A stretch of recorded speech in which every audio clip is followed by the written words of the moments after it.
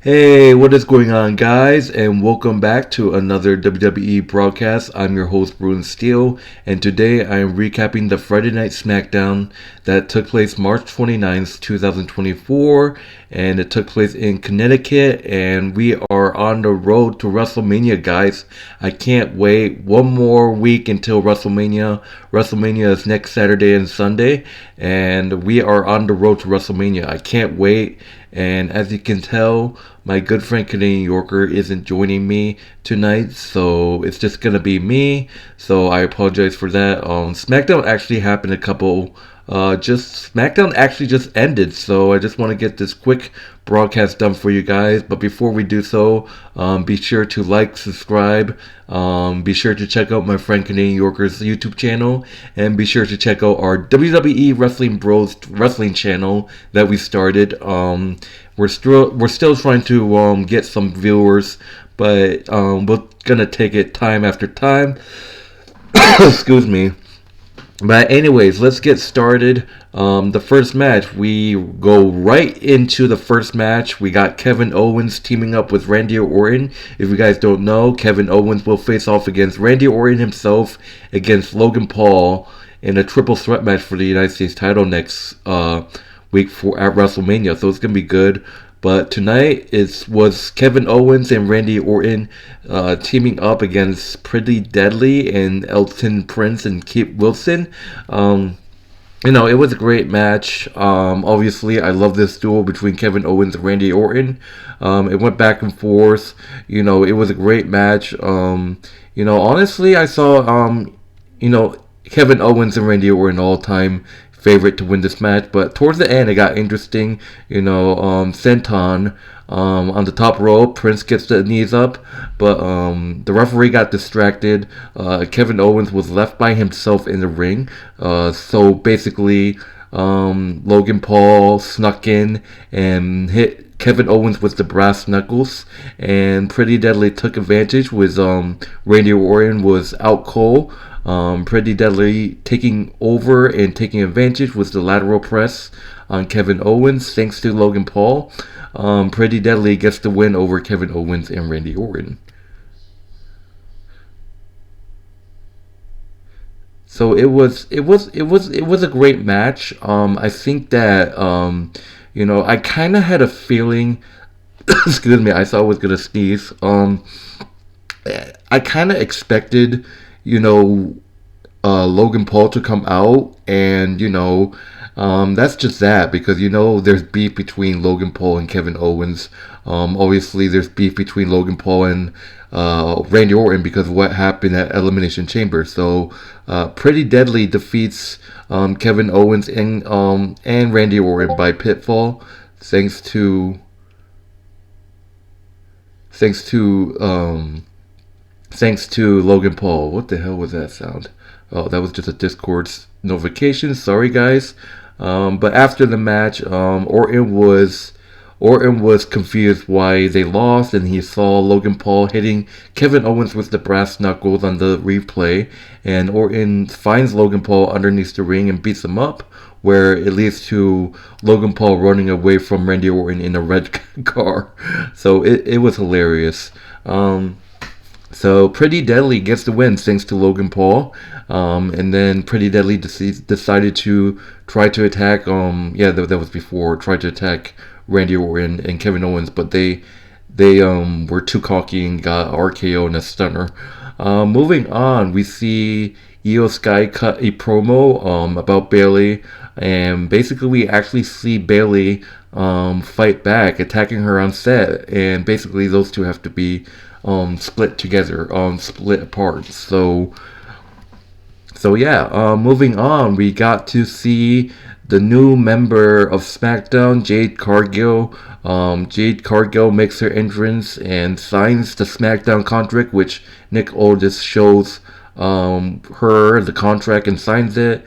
And basically, Jade Cargill is the newest member of SmackDown, and she warns that the storm has arrived. So welcome to SmackDown, Jade Cargill.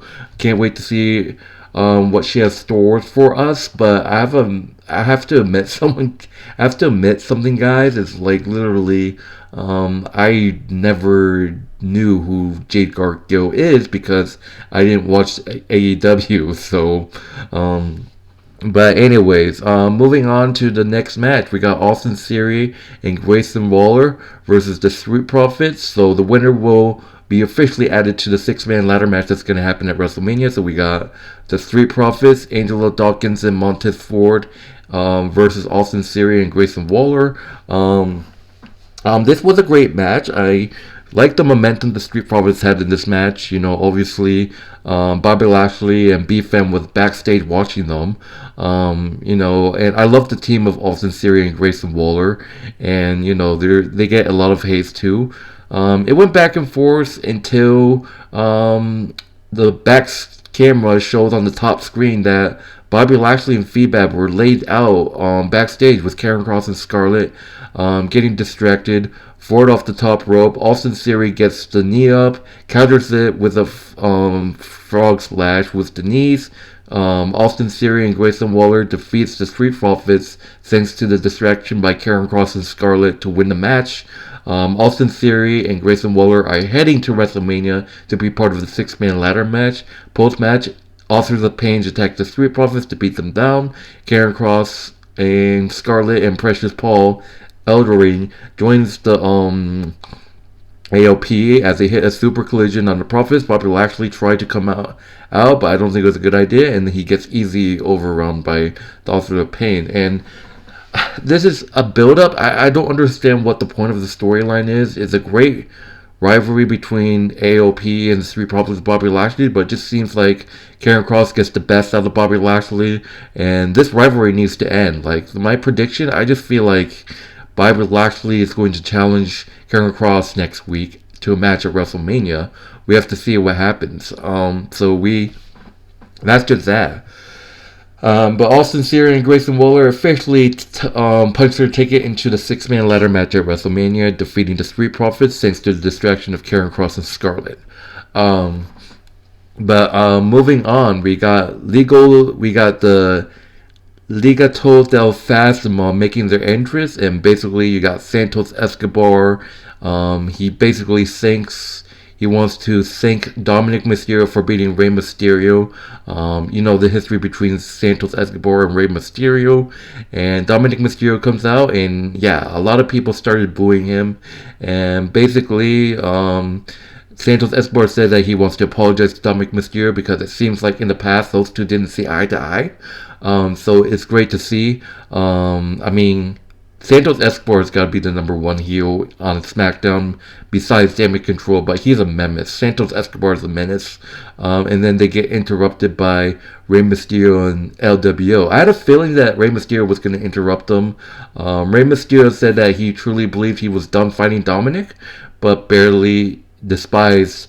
And that's when Rey Mysterio puts out a challenge for Santos Escobar and Dominic Mysterio at WrestleMania. He challenged them to a tag team match at WrestleMania with his partner choosing, which is announced. It was revealed that Dragon Lee is officially a newest member of Latino World Order. So Rey Mysterio, along with Dragon Lee, challenges Santos Escobar and Dominic Mysterio to a tag team match.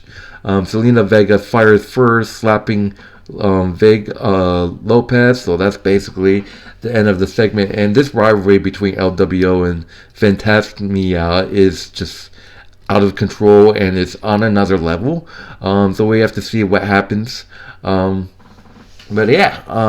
forward, we got the Legado del Fantasma, Angel Garza and Humberto Carrillo versus the New Catch Republic, Pete Dunne and Tyler Bate. Another qualifying tag team match. The winner will go on to the 6-man tag team match. Excuse me.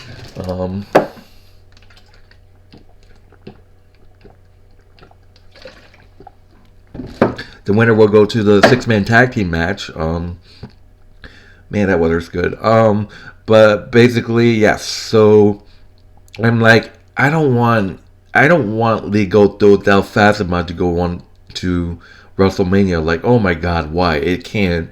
New Catch Republic, you know that they had a shot at Elimination Chamber but lost. But honestly, it went back and forth. New Catch Republic, Pete Dunne is just an absolute menace when it comes to being in a ring against him. It went back and forth. It was some great high flying. I actually thought Santos was going to get involved in this match, but I was wrong. The New Catch Republic wins with a brimming hammer on Angel Garza, qualifying for the ladder match at WrestleMania. So it's official. New Catch Republic, Pete Dunne and Tyler Bate defeats Fantasma in this qualifying match. So the stage is set for WrestleMania, a 6-man ladder match. It's gonna be great. The New Catch Republic defeats Legado del Fantasma by pinfall. So there you have it. You got the 6 teams. It's gonna be a great match. So that will do it. Honestly, it's best that I think Fantasma doesn't have a WrestleMania match because they're probably going to have them get involved in a Rey Mysterio, Dragon Lee versus Dominic and Santos match. I feel like they're going to get involved in the tag team match. So I can probably see maybe Carlito getting involved or something. There's going to be interference in the Rey Mysterio and Dragon Lee versus Dominic Mysterio and Santos Escobar tag team match. It's not official yet, I believe. Rey Mysterio challenged Santos Escobar and Dominic Mysterio, but they never gave Rey his answer. So we have to see what happens. I'll be interested to see if they put like a stipulation or something like that. It'll be even crazy if if Rey loses, he has to leave LWO. If he wins, Santos Escobar's group has to break up. That would be like a really, really intense stipulation if that happens. But moving on, we get announced that Jey Uso will be facing Solo Sikoa 1-on-1 between the WrestleMania match. And then we got AJ Styles. We got AJ Styles making his entrance. And the big match, AJ Styles versus LA Knight at WrestleMania. AJ Styles wants a piece of LA Knight, but the thing is, Nick Aldis told AJ Styles that LA Knight's not going to show up, but AJ Styles just didn't believe it. He was looking around. He actually thought the cameraman was LA Knight, and there was actually a guy in a hoodie that was a masked man jumped the barricade, and with the security stops him. AJ thought it was just some guy, but it's funny because LA Knight actually was there. He was actually pretend to be a security guard, and it's funny because he actually was a security guard back in the day, which makes it even hilarious. And the two brawl, LA Knight beating that ass with a chair, and AJ runs off. LA Knight saying that at the end of WrestleMania, he knows who game it is. So that's basically it. So that's crazy, knowing that LA Knight used his security guard as a disguise, because LA Knight actually worked as a security guard for WWE, which is hilarious. And then we got Tiffy time. We got a nice hype reel. She's fucking hot, guys. Like, holy moly.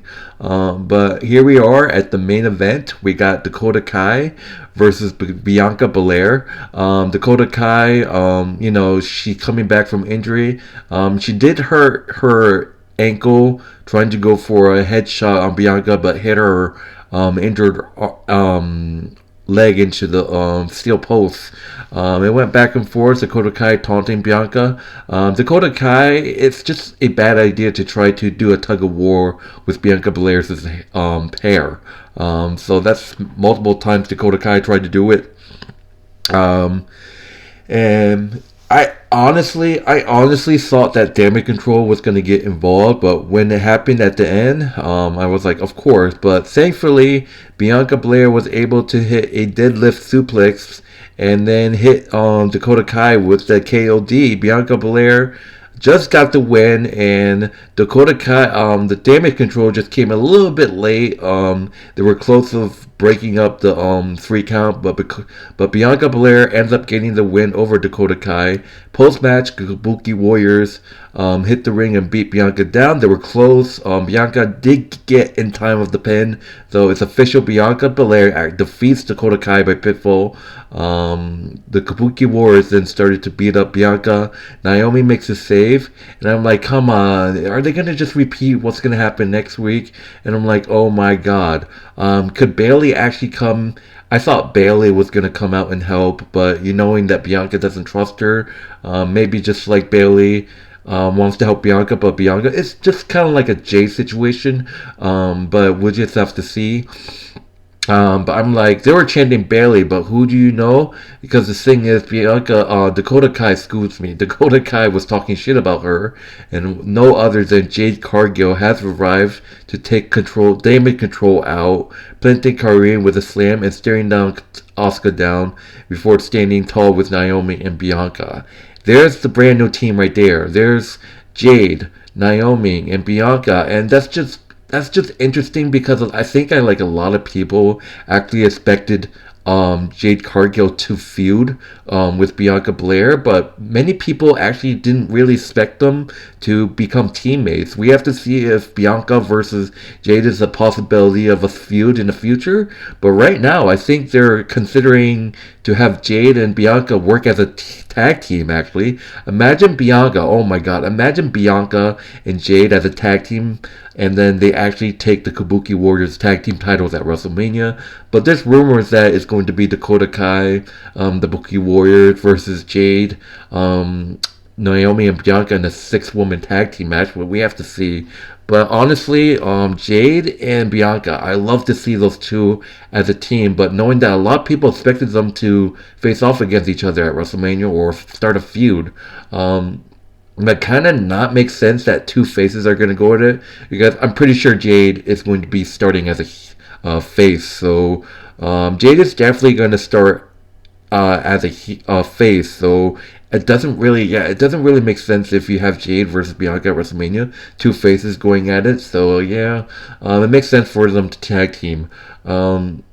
But the question is, I wonder what Bailey is going to do. Like, is Bailey going to join them? And maybe Bianca's going to disagree. It's like, I don't want, Bailey on my team, And then Jade Cargill and Naomi is trying to talk to them. It's like, I don't know how the whole story with Bailey is going to be. Like, if Bailey and Bianca can just, like, ignore what happened in the past, which I understand is hard to do. Imagine it's just Jade, Naomi, Bianca, Bailey. You got your 4-way team there against Damage Control. That's just there. That you got your team there. Bianca and Bailey can get along, like just forgive each other and just be a team. You got your 4-way woman team right there. If Bianca and Bailey can be bygones be gone, just ignore their hatreds to each other and make up. And I said this before, Bianca had a feud with Becky Lynch, and look at them now. They're tag team. They don't mind. I mean, they respected each other, but it's just gonna take time, and we have to see. But anyways, that would do it for this SmackDown. It was a great SmackDown. In terms of grading, I think I give this show A minus. I kind of expected more segments, but it was okay. So I give this A minus. But anyways, that would do it for this broadcast. My name is Bruin Steele. Unfortunately, my friend Canadian Yorker can't make it. If you haven't done so, be sure to like, subscribe this channel. Be sure to check out WWE Wrestling Bros, which is me and my friend Canadian Yorker's wrestling channel. We're trying to, kind of get up there. But if you haven't done so, be sure to check my friend Canadian Yorker's channel as well, which will be in the link will also be in the description of this video, and our wrestling channel will be in the description of this video. But anyways, I hope you guys enjoy the rest of your evening. My name is Bruin Steele, and I am out.